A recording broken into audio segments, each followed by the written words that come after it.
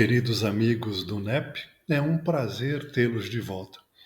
Hoje daremos continuidade ao capítulo 10, onde estaremos estudando a Grécia e a missão de Sócrates na sua parte final. Sócrates. É por isso que, de todas as grandes figuras daqueles tempos longínquos, somos compelidos a destacar a grandiosa figura de Sócrates na Atenas antiga. Superior a Anaxágoras, seu mestre, como também imperfeitamente interpretado pelos seus três discípulos mais famosos, o grande filósofo está aureolado pelas mais divinas claridades espirituais no curso de todos os séculos planetários. Sua existência, em algumas circunstâncias, aproxima-se da exemplificação do próprio Cristo. Sua palavra confunde todos os espíritos mesquinhos da época e faz desabrochar florações novas de sentimento e cultura na alma sedenta da mocidade. Nas praças públicas, ensina à infância e à juventude o formoso ideal da fraternidade e da prática do bem, lançando as sementes generosas da solidariedade dos pósteros. Mas Atenas, como cérebro do mundo de então, apesar do seu vasto progresso, não consegue suportar a lição avançada do grande mensageiro de Jesus. Sócrates é acusado de perverter os jovens atenienses, instilando-lhes o veneno da liberdade nos corações. Preso e humilhado, seu espírito generoso não se acovarda diante das provas rudes que lhes extravasam do cálice de amarguras. Consciente da missão que trazia, recusa fugir do próprio cárcere, cujas portas se lhe abrem às ocultas pela generosidade de alguns juízes. Os enviados do plano invisível cercam-lhe o coração magnânimo e esclarecido nas horas mais ásperas e agudas da provação. E quando a esposa, Xantipa, assoma às grades da prisão para comunicar-lhe a nefanda condenação à morte pela cicuta, ei-la exclamando no auge da angústia e desesperação: Sócrates, Sócrates, os juízes te condenaram à morte. Que tem isso? Responde resignadamente o filósofo. Eles também estão condenados pela natureza.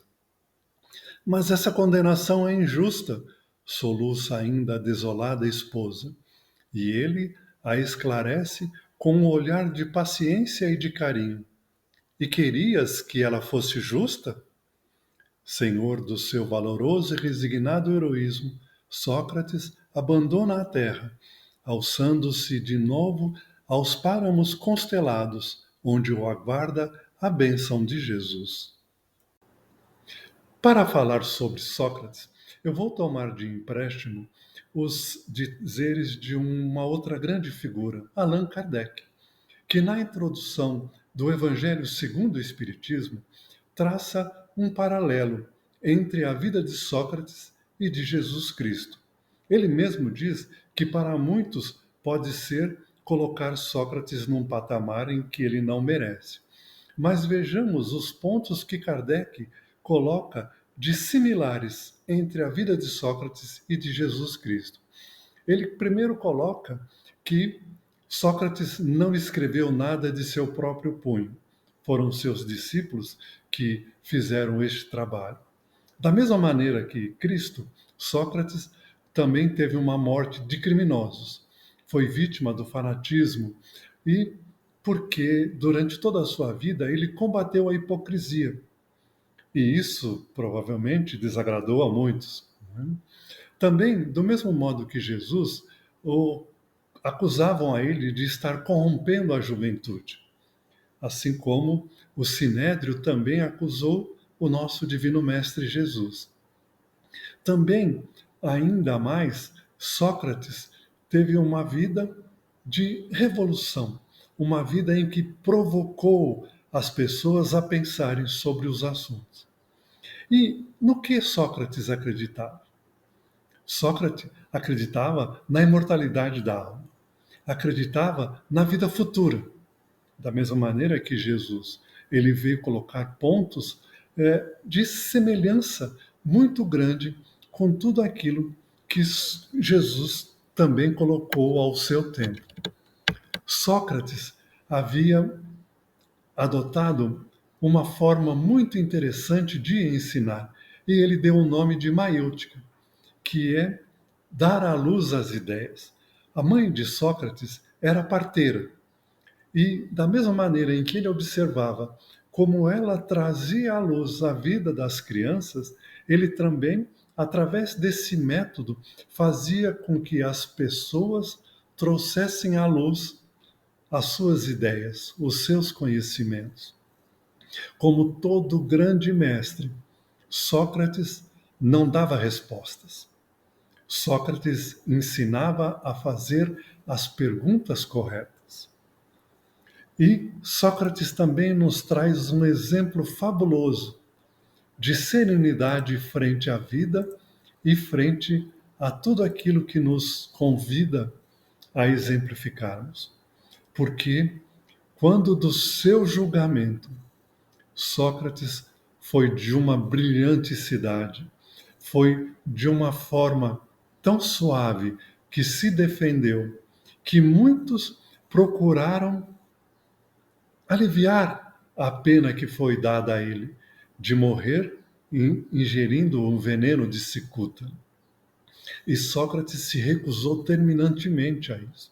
Porque, como o próprio texto aí diz, né, todos, segundo Sócrates, também estavam condenados à morte. Ele só sabia quando seria e da forma que seria.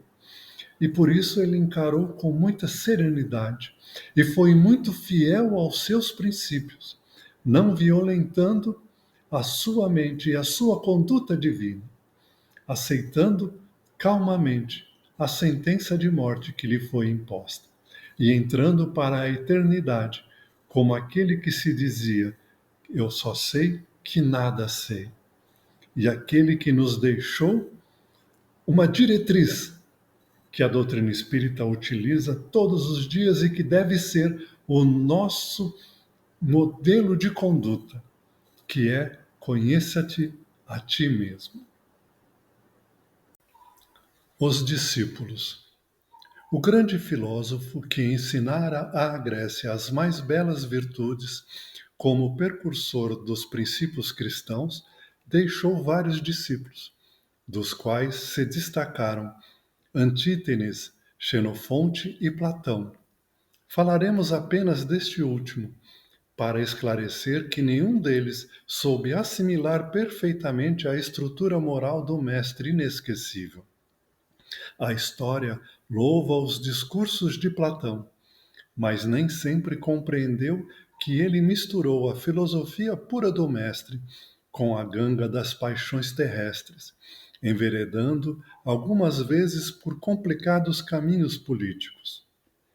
Não soube, como também muitos dos seus companheiros, conservar-se ao nível de alta superioridade espiritual, chegando mesmo a justificar o direito tirânico dos senhores sobre os escravos, sem uma visão ampla da fraternidade humana e da família universal.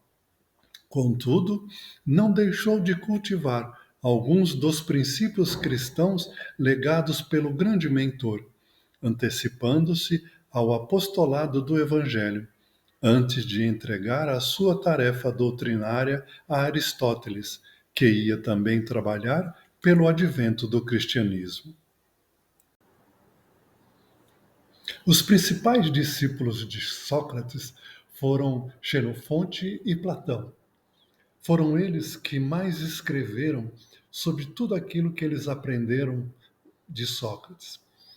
Xenofonte, principalmente, escreveu duas grandes obras: Ditos e Feitos Memoráveis de Sócrates e Apologia de Sócrates. Platão, por sua vez, escreveu a Apologia de Sócrates, escreveu Criton, Menon, Parmenídes, Fédon, Fedro, a República, o Banquete e Timeu. onde ele coloca muito dos diálogos de Sócrates com essas pessoas. E ali continha os grandes ensinamentos que Sócrates trouxe para toda a humanidade.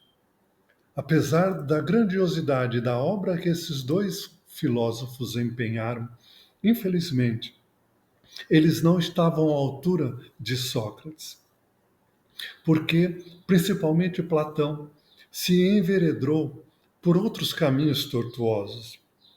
Apesar de, graças a ele, é que temos muito conhecimento de tudo o que Sócrates fez e falou e a forma como Sócrates pensava, ele acabou enveredando pelo caminho da política e acabou criando alguns conceitos que de forma nenhuma se coadunam com os ensinamentos de Sócrates. Eles eram humanos, apesar de filósofos, de pessoas de uma cultura muito grande, e do tempo em que eles conviveram com Sócrates, eles não conseguiram acompanhar o mestre e deixar um legado que poderia ser muito mais fiel e muito mais valioso de tudo aquilo que Sócrates se empenhou em trazer para todos nós. Provação coletiva da Grécia. A condenação de Sócrates foi uma dessas causas transcendentes de dolorosas e amargas provações coletivas para todos os espíritos que participaram dela, na medida justa das responsabilidades pessoais entre si. E é em razão disso que, mais tarde, vemos o povo nobre e culto de Atenas fornecendo escravos valorosos e sábios aos espíritos agressivos e enérgicos de Roma. Eles iam nas galeras suntuosas, humilhados e oprimidos, sem embargo, das suas elevadas noções da vida, do amor, da liberdade e da justiça. É verdade que iam instaurar um novo período de progresso espiritual para as coletividades romanas, com os seus luminosos ensinamentos, mas o processo evolutivo poderia ladear outros caminhos, longe do morticínio e da escravidão. Todavia, sobre a fronte de muitos gregos ilustres, pairava o sanguinolento labéu daquela injusta condenação, labéu ignominioso que a Grécia deveria lavar com as lágrimas dolorosas da compulsão e do cativeiro. Através dos ensinamentos de Jesus, nós sabemos que Deus não pune ninguém, que Deus é justo e as suas leis são perfeitas. E é de acordo com essas leis que para toda causa há um efeito. E para todas as vezes em que grandes injustiças são cometidas, as consequências são danosas e são compatíveis ao tamanho da injustiça cometida. A condenação de Sócrates foi um crime perpetrado pelo povo grego em relação a este grande filósofo, essa grande figura que foi enviada pelo Cristo para impulsionar toda a humanidade, preparando para a maturidade que era necessária para que a mensagem do Cristo pudesse ser trazida para todos nós.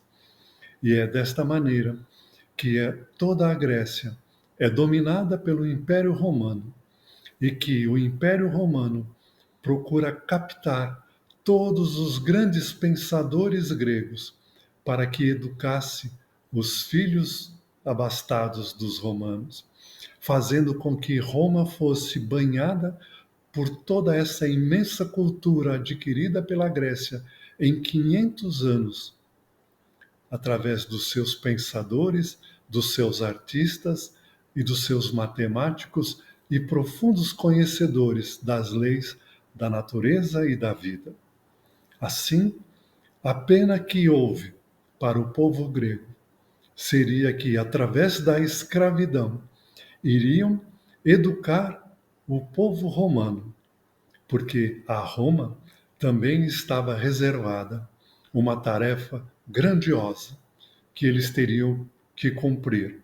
Mas isso é uma história para os próximos capítulos. E eu aguardo vocês para darmos continuidade na próxima semana a essa nossa leitura muito agradável do livro A Caminho da Luz.